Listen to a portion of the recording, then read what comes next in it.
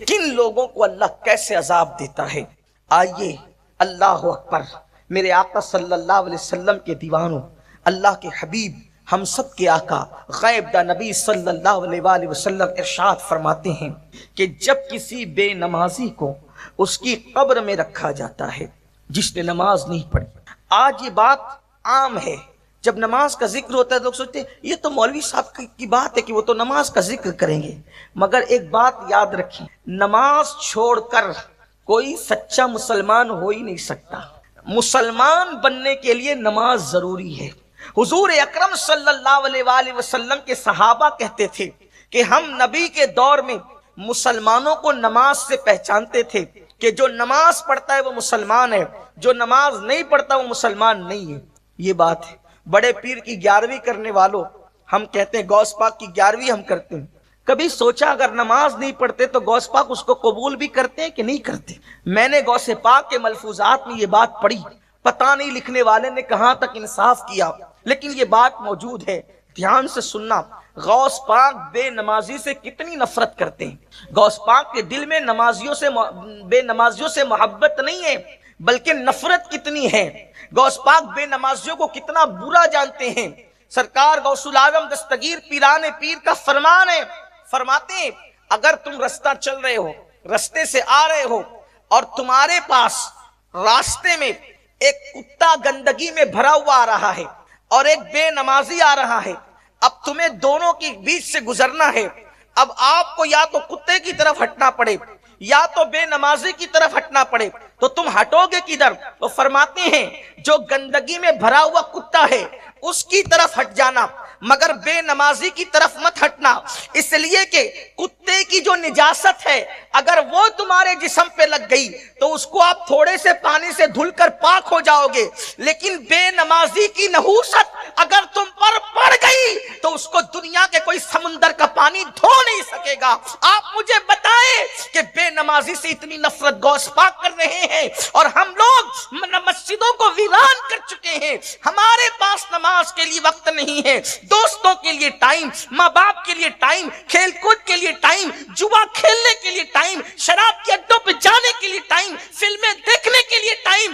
جس رب نے زندگی دی، جس رب نے دولت دی، جس رب نے قوت دی، جس رب نے بولنے کی زبان دی، جس رب نے دیکھنے کی آنکھیں دی، جس رب نے سب کچھ دیا، دھوکہ دینے والے لوگوں کے لیے ہم نے اتنا وقت دیا، لیکن اس اللہ کے لیے جس نے ہر نعمت ہمیں دی اس اللہ کے لیے ٹائم نہیں۔ آج مسلمان دھڑلے سے کہتا ہے مولانا ٹائم نہیں ملتا نماز کے لیے، واٹس ایپ چیک کرنے کے لیے نماز ہے، واٹس ایپ چیک کرنے کے لیے وقت ہے، فیس بک کے لیے وقت ہے، یوٹیوب کے لیے وقت ہے، کیرم کھیلنے کے لیے وقت ہے، تاش کے پتے کھیلنے کے لیے وقت ہے، ادھر ادھر بیٹھ کر کسی کی غیبت کرنے کے لیے وقت ہے، اللہ کی نماز کے لیے وقت نہیں ہے، اللہ کی عبادت کے لیے وقت نہیں ہے۔ سوچو اس غلام کا حشر کیا ہوگا جو اپنے آقا کی بارگاہ میں حاضر ہونے کے لیے وقت نہیں دیتا۔ جس رب نے سب کچھ دیا اس رب کے لیے ٹائم نہیں اپنے پاس۔ انجام کیا ہوگا؟ انجام کیا ہوگا؟ سنو، اللہ کرے کسی کے دل میں بات اترے، اپنے حال پہ رحم کر لو، اس سے پہلے کہ ہماری نماز جنازہ پڑھی جائے نمازی بن جاؤ، اس سے پہلے کہ موت کا فرشتہ آ کر ہمارے جسم کا تعلق ہماری روح سے توڑ دے بدل جاؤ، ورنہ پچھتانے کے سوا کچھ ہاتھ نہیں آئے گا۔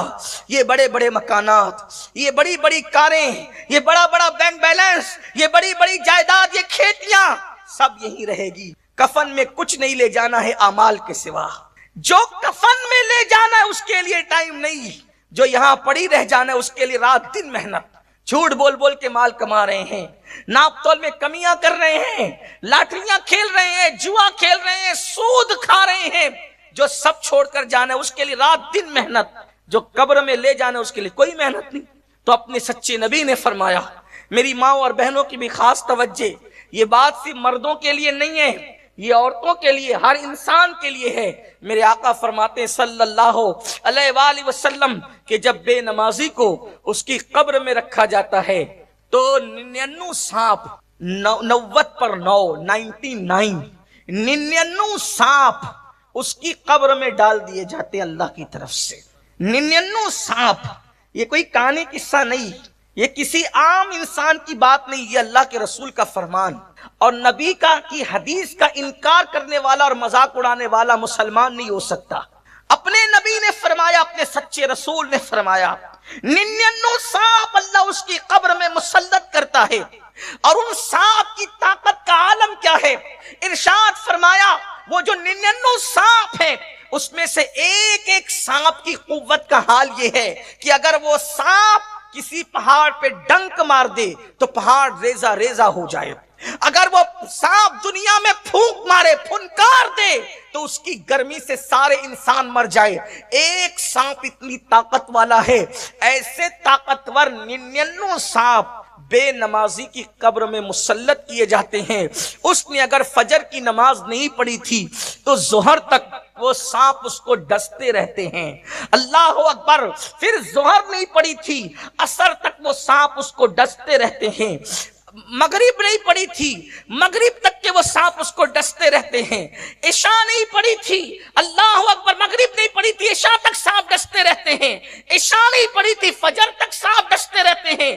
یہ ڈسنے کا سلسلہ اللہ اکبر اس وقت تک چلتا رہے گا جب تک اللہ چاہے گا۔ اب آپ مجھے بتائیں، اگر چھوٹا سا کیڑا ہمیں ڈنک مار دے، اگر چونٹی ہمیں کاٹ لے، کتنی تکلیف ہوتی ہے، کتنا درد ہوتا ہے۔ بچھو ڈنک مارے، اس اللہ نہ کرے کسی کو کبھی بچھو نے کاٹا ہو، جن کو کاٹا ہو ان کو پتا ہوگا کہ پورے جسم میں ایک انگار سی ہو جاتی ہے، ایک جلن سی ہو جاتی ہے۔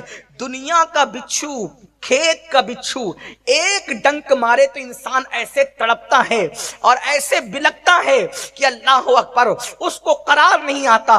تو جس کو اللہ کے مسلط کی ہوئے سانپ ڈستے ہوں گے اور پھر وہاں کوئی بچانے والا نہیں، نہ ماں بچانے والی، نہ باپ بچانے والا، نہ بھائی بچانے والا، سوچو ہم اپنے آپ پہ کتنا ظلم کر رہے ہیں۔ بتاؤ، ایک وقت کی نماز کے لیے 10 منٹ سے زیادہ کا ٹائم نہیں لگتا۔ اگر ہم 10 منٹ کا ٹائم ایک نماز کے لیے نکالیں، 5 وقت کی نماز کے لیے 50 منٹ کا ٹائم ہے، یہ 50 منٹ ہم نکال دیں تو کتنے بڑے عذاب سے بچ جائیں گے۔ ارے عذاب سے تو بچ ہی جائیں گے، لیکن ساتھ ہی ساتھ ہمارا انعام کیا ہوگا؟ ہماری قبر کو انشاءاللہ نماز کی برکت سے جنت کے باغوں میں سے ایک باغ بنا دیا جائے گا۔ بلکہ حدیث پاک میں آتا ہے، جب نماز پڑھنے والے کو اس کی قبر میں رکھا جاتا ہے، نماز پڑھنے والے کو اس کی قبر میں رکھا جاتا ہے تو وہ کیا دیکھتا ہے کہ سورج غروب ہو رہا ہے۔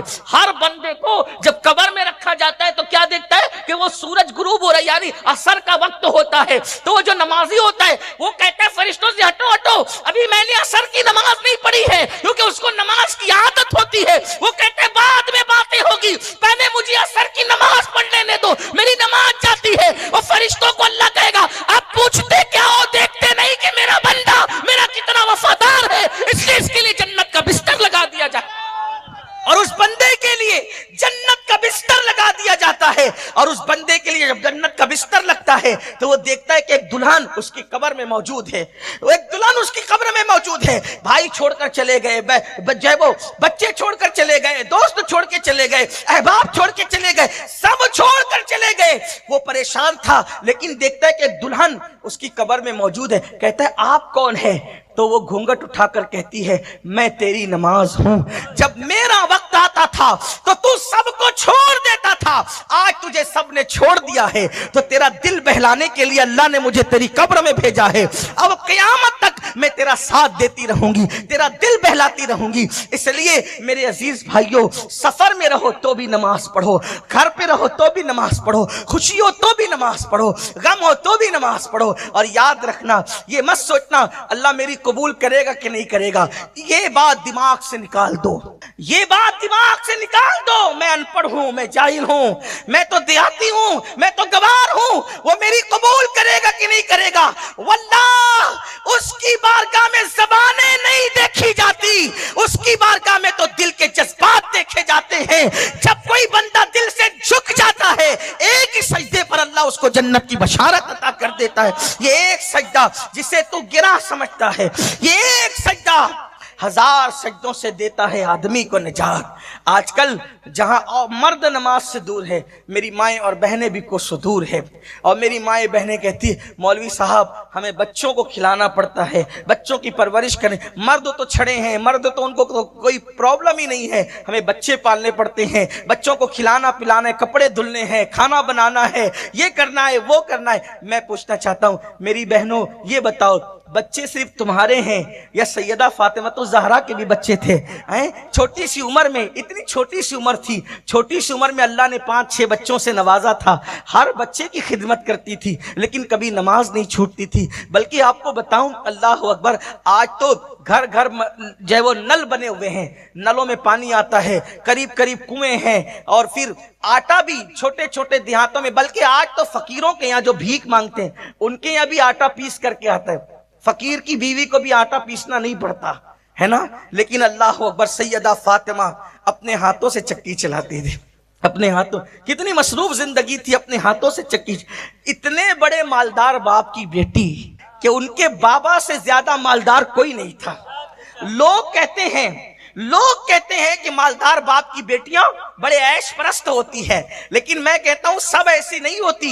واللہ سیدہ فاطمہ کے بابا سے بڑا مالدار کوئی ہو نہیں سکتا، کیونکہ کسی کا باپ کھیت کا مالک، کسی کا باپ زمین کا مالک، کسی کا باپ گاؤں کا مالک، کسی کا باپ جاگیر کا مالک۔ سیدہ فاطمہ کے بابا وہ تھے جسے اللہ نے آسمان سے لے کے زمین تک کے ہر چیز کا مالک بنایا تھا، حتیٰ کہ اللہ نے انہیں جنت کا مالک بنا دیا تھا، خالق کل نے آپ کو مالک کل بنا دیا، دونوں جہاں ہیں آپ کے قبضہ و اختیار میں۔ نعرہ تکبیر، ایسے نعرہ رسالت، نعرہ رسالت، محفل مصطفیٰ۔ ایسے مالدار باپ کی بیٹی، ایسے مالدار باپ کی بیٹی، ایسے دولت مند باپ کی بیٹی جس کے بارے میں میرے امام نے کہا آسماں خان، زمین خان، زمانہ مہمان، صاحب خانہ لقب کس کا ہے تیرا تیرا۔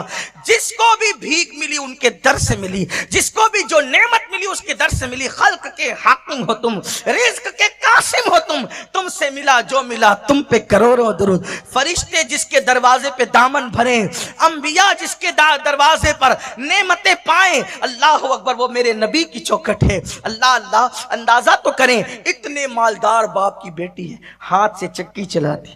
سرکار مولا کائنات فرماتے ہیں فاطمہ کو چکی چلاتے چلاتے ہاتھوں میں گٹے پڑ گئے، ہاتھوں میں چھالے پڑ گئے تھے، چھالے گٹے پڑ گئے تھے، اور فرماتے ہیں جب پانی بھر کر اپنی پیٹھ پر مشکیزہ رکھ کر لاتی تھی تو پانی پیٹھ پر رکھ کر لانے کی وجہ سے پیٹھ پر مشکیزے کے کالے نشان پڑ گئے تھے۔ یہ تھی ان کی زندگی، اور حال کیا تھا؟ نماز تو نماز ہے، فرض تو فرض ہے، واجبات تو واجبات ہیں، تہجد ہو یا رات کی عبادت ہو۔ حالت یہ تھی کہ جب عشاء کی نماز کے بعد نفل نماز شروع کرتی، ایک ہی سجدے میں پوری رات گزار دیتی، ایک ہی سجدے، اور جب صبح ہوتی نماز جلدی سے مکمل کرتی، اور صبح ہوتی تو کہتی اللہ تو نے رات اتنی چھوٹی بنائی، اتنی چھوٹی تو نے رات بنائی کہ فاطمہ دل کھول کے سجدہ نہ کر سکے، کوئی رات ایسی بڑی دے دے کہ فاطمہ دل کھول کر دل کے ارمانوں کے ساتھ سجدہ کر لے۔ سیدہ فاطمہ کو عبادت کے لیے رات چھوٹی پڑتی تھی، اور میری ماؤں اور بہنوں کو فلمیں دیکھنے کے لیے اور سیریل دیکھنے کے لیے رات چھوٹی پڑتی ہے، رت جگہوں میں ناچنے کے لیے رات چھوٹی پڑتی ہے، بے پردہ گھومنے کے لیے رات چھوٹی پڑتی ہے۔ آپ غور تو کریں، ہم جہنم خرید رہے ہیں۔ میرا اللہ قرآن میں فرماتا ہے ہر انسان اس کامیابی کو تلاش کر رہا ہے، اس کامیابی کا متلاشی ہے۔ کون سی کامیابی؟ ہاں وہی کامیابی جو اللہ نے صحابہ کو عطا فرمائی، ہاں وہی کامیابی جو اللہ نے اہل بیت کو عطا فرمائی، ہاں وہی کامیابی جو اللہ نے ولیوں کو عطا فرمائی، ہاں وہی کامیابی جو اللہ نے اسلاف کو عطا فرمائی، ہاں وہی کامیابی جو اللہ نے نیک بندوں کو عطا فرمائی۔ اگر تم وہ کامیابی چاہتے ہو تو میرا اللہ فرماتا ہے کامیاب ہو گئے وہ لوگ جو اپنی نمازوں کو نمازوں میں گڑ گڑاتے۔ قد افلح المؤمنون الذین هم فی صلاتهم خاشعون۔ وہ کامیاب ہو گئے جو نمازوں میں گڑ گڑاتے ہیں، یعنی ان کی نمازیں بھی گڑ گڑا کر ہوتی ہے۔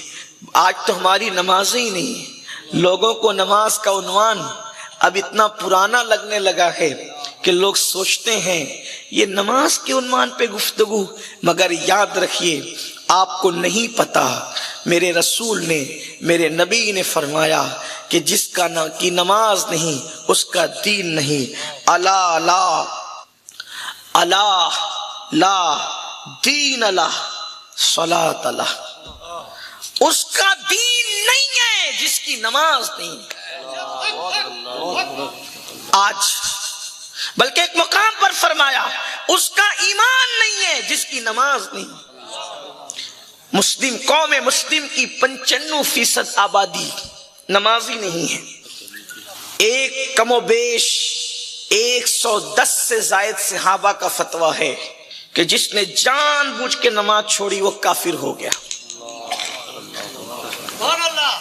شادی میں نماز چھوڑ رہے ہو، خوشیوں میں نماز چھوڑ رہے ہو، عید کی خوشیوں کے موقع پہ نماز چھوڑ رہے ہو، بیٹوں کی پیدائش کے موقع پہ نماز چھوڑ رہے ہو، لیکن آؤ ہمارے اسلاف نے کہاں نماز پڑھی؟ سیدنا فاروق اعظم عمر ابن خطاب رضی اللہ تعالیٰ عنہ، جب آپ کو خنجر مارا گیا مسجد نبوی کے اندر، یہ سب سے پہلا حملہ تھا مسجد نبوی کے اندر جو کسی پر کیا گیا تھا۔ اس سے پہلے میرے نبی کی مسجد کے اندر کبھی کسی کہ پہلی مرتبہ مسجد نبوی میں اگر کسی پہ حملہ ہوا، جب تک اللہ کے رسول علیہ الصلوۃ والتسلیم ظاہری حیات میں رہے ماحول وہی تھا، حضور کا کنٹرول، صدیق اکبر تھے، صدیق اکبر کا کنٹرول، فاروق اعظم تھے، ان کا اپنا بھی کنٹرول۔ کوئی ظلم نہیں ہو سکتا تھا کسی پہ، نہ کسی عورت پر نہ کسی مرد پر، لیکن چونکہ سب مسلمان تھے حالت نماز میں، ایک آتش پرست جسے مجوسی کہتے ہیں جو آگ کی پوجا کرتا تھا، وہ فاروق اعظم پہ حملہ کرتا ہے اور آپ آدھی نماز میں تھے اور نماز میں آپ پر حملہ ہوا، اور پھر کسی نے بڑھ کر کے حضرت سیدنا عبد الرحمن ابن عوف نے یا کسی نے بڑھ کر نماز پڑھا دی، فاروق اعظم کو اٹھا کر کے لایا گیا۔ فاروق اعظم نے فرمایا ابھی تو نماز کا ٹائم باقی ہے اور میری نماز ہوئی نہیں۔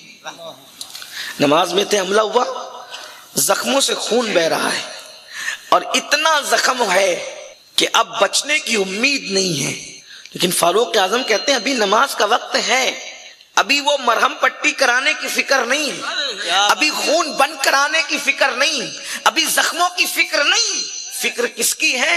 نماز کی فکر ہے۔ ابھی نماز کا وقت ہے، پہلے مجھے نماز پڑھنے دو، کیونکہ میں نے انہی کانوں سے رسول اللہ سے سنا ہے کہ جس کی نماز نہیں ہے اس کا دین نہیں ہے۔ جو نماز چھوڑ دیتا ہے اس کے ہاتھ سے دین چلا جاتا ہے، کیونکہ اللہ کے رسول صلی اللہ علیہ وآلہ وسلم نے ارشاد فرمایا، کیا فرمایا؟ کہ نماز دین کا ستون ہے، ستون۔ جس نے نماز چھوڑ دیا اس نے دین کے ستون کو گرا دیا، اس نے دین کے ستون کو ڈھا دیا۔ میرے پیارے آقا صلی اللہ علیہ وآلہ وسلم کے دیوانوں، صحابہ فرماتے ہیں ہم نے فاروق اعظم کو دیکھا کہ اسی حالت میں انہوں نے نماز ادا کی کہ ان کے اعضاء سے خون بہ رہا تھا، اللہ اکبر، اور وہ نماز ادا فرما رہے تھے۔ میں آپ سے پوچھنا چاہتا ہوں میرے پیارے آقا صلی اللہ علیہ وآلہ وسلم کے دیوانوں، اور اپنی بہنوں سے بھی پوچھنا چاہتا ہوں، بتاؤ جب اس حالت میں نماز پڑھی گئی تو آج ہم خوشیوں کے موقع پہ نماز چھوڑ رہے ہیں، اللہ اکبر، شادیوں کے موقع پہ نماز چھوڑ رہے ہیں، اللہ اکبر، ہم لوگ جو ہیں اللہ اللہ اے سی میں بیٹھ کر کے نماز چھوڑ رہے ہیں، پنکھوں کی ہواؤں کے اندر نماز چھوڑ رہے ہیں، مگر یاد رکھنا میرے عزیز، میرے آقا صلی اللہ علیہ وسلم کے دیوانوں، کامیابی اسی کو ملے گی جو اپنی نمازوں میں گڑ گڑاتے ہیں، جو خشوع و خضوع کے ساتھ نماز پڑھتے ہیں۔ اچھا کچھ لوگ تو ایسے بھی ہیں جو کہتے ہیں مولانا نماز کی ضرورت تو ان لوگوں کو ہے جو اللہ تک پہنچے نہیں، اللہ کے پہنچے ہوئے بندوں کو تو نماز کی ضرورت کیا ہو سکتی ہے؟ یاد رکھنا جو اللہ کا جتنا قریبی ہوتا جاتا ہے اس میں عبادت کی تڑپ اتنی زیادہ بڑھتی چلی جاتی ہے۔ آپ سوچتے ہو نا کہ نمازیں وہ پڑھے جو اللہ تک نہیں پہنچے، جس کو کوئی مرتبہ نہیں ملا وہ نمازیں پڑھے، اس طرح کی باتیں لوگ بکتے ہیں نا، بکواس کرتے ہیں نا۔ اب یہ خلفائے راشدین ہے کس مقام پر پہنچے ہوئے؟ جب نوح علیہ السلام اپنی قوم کی بدتمیزیوں سے پریشان ہوئے تو نوح علیہ السلام نے اللہ کی بارگاہ میں عرض کی مولا یہ بہت پریشان کر چکے. تو اللہ نے فرمایا اب ایک کشتی بنائیے. جب آپ کشتی بنائیں گے تو پھر جب کشتی بن جائے گی تو ہم ایک طوفان لائیں گے, اور جب طوفان آئے گا تو یہ سب ڈوب جائیں گے, جو کشتی میں سوار ہوں گے وہی کامیاب ہوں گے. تو حضرت نوح علیہ السلام نے کشتی بنانی شروع کی. اب اللہ کی شان, جو کشتی جو تھی تو وہ لکڑی سے بن رہی تھی. آپ کشتی بناتے تو کشتی جتنی بنتی ایک دن میں, پھر شام ہو جاتی. تو شام کے وقت جب آپ اپنا کام مکمل کر لیتے اور گھر چلے جاتے تو باریک باریک کیڑے, زمین کے کیڑے, وہ چاٹ ڈالتے اس لکڑی کو. آپ آ کر پھر کہتے بھئی پھر کام شروع کرتے, پھر چاٹ دیتے, پھر کام شروع کرتے, پھر وہ کیڑے چاٹ لیتے. اللہ سے کہا مولا کشتی بنے گی کیسے؟ مولا یہ کشتی بنے گی کیسے؟ میں کام کرتا ہوں یہ چاٹ لیتے ہیں, میں کام کرتا ہوں یہ چاٹ لیتے ہیں, کیسے کشتی بنے گی؟ کیڑے چاٹ لیتے ہیں. اللہ نے فرمایا نوح, اے نوح, اگر تو چاہتا ہے کہ یہ کشتی کی لکڑیوں کو کیڑے نہ چاٹے تو میرے محبوب بندوں کے نام تو اپنی اس کشتی میں لکھ دے. جو میرے پیارے ہیں, جو میرے محبوب ہیں, ان کے نام لکھ اس کشتی پر. جب تو لکھ دے گا تو اس کو کیڑے نہیں چاٹیں گے. تو عرض کی مولا وہ کون ہے, ذرا تو ہی بتا کہ نام کون ہے.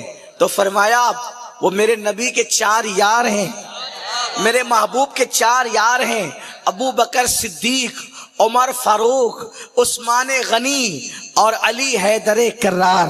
جب عثمان غنی اور یہ جو چاروں نام لکھے نوح علیہ السلام نے لگا دیے, پھر اس کے بعد اس کشتی کو کیڑوں نے نہیں چاٹا.